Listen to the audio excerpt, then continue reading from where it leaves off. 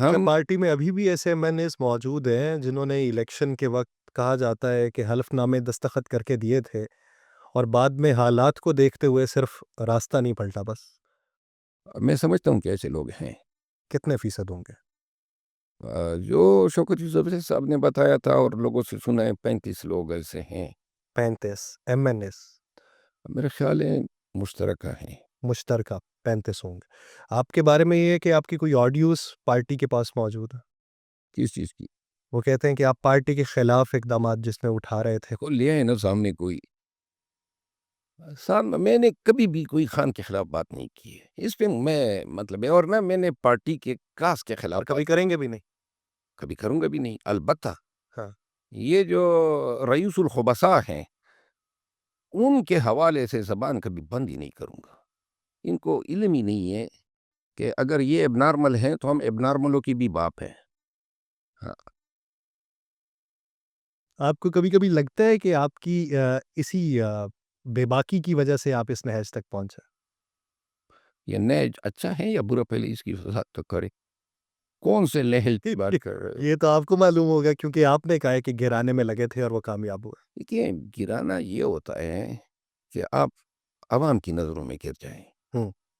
آپ کا کردار اس طرح لایا جائے جو عکاسی کرتا ہو کہ آپ اپنے الفاظ، اپنے وعدے یا اپنے عمل سے جو ہیں وہ نہیں ہیں جو آپ اپنے آپ کو بتاتے پھرتے ہیں۔ پاکستان تحریک انصاف کو اٹھانے میں اور اس کی مردہ گوڑے میں جان ڈالنے میں جو ہمارا کردار ہے وہ تاریخ میں رقم ہو چکا ہے۔ اس کے بعد جب 8 فروری گزر گیا تو کوئی علالِعلان ہمیں بتا دینا کہ ہم نے کیا ایسا گناہ کیا کہ جس کی سزا جو ہے، جنہوں نے ہمیں پروٹیکٹ کرنا تھا، کیونکہ ہم تو لڑے تھے نون سے۔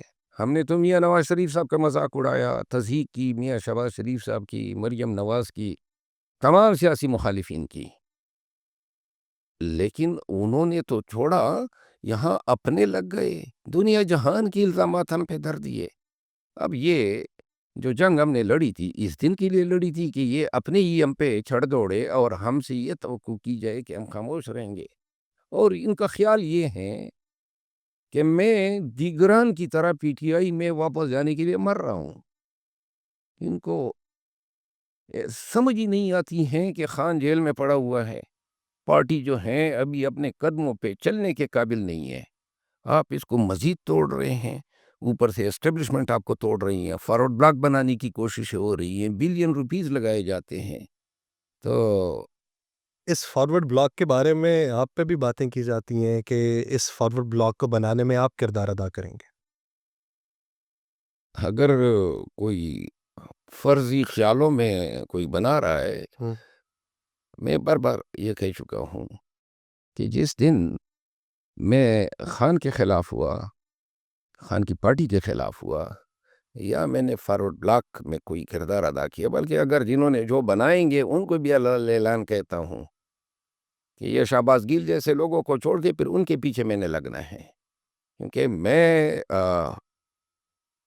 کسی ایسے عمل سے یہ ثابت نہیں کر سکتا ہوں کہ جن بزرگوں کا خون میری رگوں میں دوڑ رہا ہے انہوں نے کسی ایسے شخص کو پیدا کیا ہے جو اپنے عمل سے اپنے آپ کو فردوس عاشق اعوان ثابت کر رہا ہے یا پرویز خٹک ثابت کر رہا ہے۔ میں پی ٹی آئی کے ساتھ تھا، خان کے ویژن کے ساتھ ہوں۔